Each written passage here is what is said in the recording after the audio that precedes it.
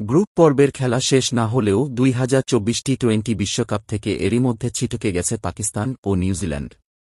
দল দুটি গ্রুপ পর্বে দুটি করে ম্যাচ হেরে সুপার 8-এর রেস থেকে বাদ পড়েছে। তবে উভয় দলের জন্য একটি সুখবর সামনে এসেছে। সুখবরটি অবশ্য পরবর্তী টি-20 বিশ্বকাপের সঙ্গে সম্পর্কিত।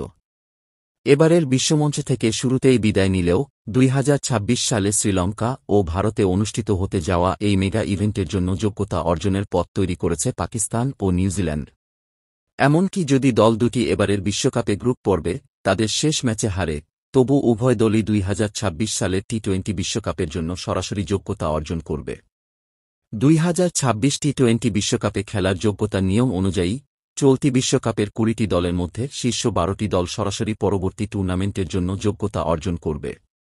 ভারত ও শ্রীলঙ্কা স্বাগতিক হিসাবে তালিকার প্রথম দুটি দল হবে, যারা এবারের আসরে সুপার 8-এ জায়গা করে নেয়া বাকি দলগুলোর সঙ্গে পরের আসরে সরাসরি অংশ নেবে। ভারত অবশ্য ইতোমধ্যেই চলতি টি-20 বিশ্বকাপে এ গ্রুপ থেকে সুপার 8-এ খেলার যোগ্যতা অর্জন করেছে, যদিও শ্রীলঙ্কা সেটা পারেনি। এক্ষেত্রে ভারত দুটি মানদণ্ডেই যোগ্যতা সম্পন্ন করেছে। এবারের বিশ্বকাপে দুটি ম্যাচ জিতলে পাকিস্তানও থাকতে পারে শীর্ষ 12-তে।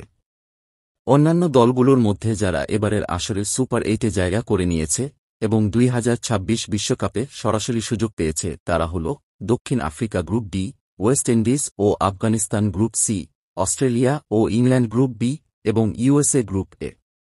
গ্রুপ ডি থেকে বাংলাদেশ বা নেদারল্যান্ডসের মধ্যে যে দল পরবর্তী রাউন্ডে যাবে তারাই 2026 সালের টি-20 বিশ্বকাপের টিকিট কাটবে, আর শ্রীলঙ্কাও স্বাগতিক হিসেবে তাদের সঙ্গে থাকবে। এইভাবে মোট 9টি দল সরাসরি যোগ্যতা অর্জন করবে এবং আরও 3টি দল তাদের সঙ্গে যোগ দেবে। আগামী 30 জুন আইসিসি মেনা টি-20-র র্যাঙ্কিং অনুযায়ী সেই 3টি দল নির্ধারণ করা হবে, যেখানে ওই 9টি দল ছাড়াও যারা সেরা 12-তে থাকবে। সর্বোচ্চ র্যাঙ্কিংয়ের ভিত্তিতে 2026 সালের টি-20 বিশ্বকাপের টিকিট পাবে তারা। পাকিস্তান বর্তমানে 241 রেটিং পয়েন্ট নিয়ে টি-20 র্যাঙ্কিংয়ে 7ম স্থানে রয়েছে, যেখানে নিউজিল্যান্ড 247 পয়েন্ট নিয়ে রয়েছে 6ষ্ঠ স্থানে। এই দুই দল 9 থেকে 23তম অবস্থান পর্যন্ত সব দলের চেয়ে এগিয়ে আছে। এইভাবে তারার র্যাঙ্কিংয়ের ভিত্তিতে 2026 টি-20 বিশ্বকাপের সরাসরি খেলার যোগ্যতা অর্জনের সুযোগ পাবে।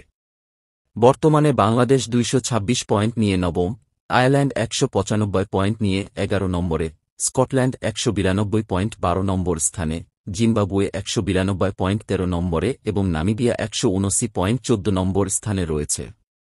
মোট 20টি দলের এই টুর্নামেন্টে এখান থেকে 12টি দল 30 জুন নির্ধারণ করা হবে এবং বাকি 8টি দল আইসিসি আঞ্চলিক কোয়ালিফাই রাউন্ড থেকে টুর্নামেন্টের জন্য যোগ্যতা অর্জন করবে।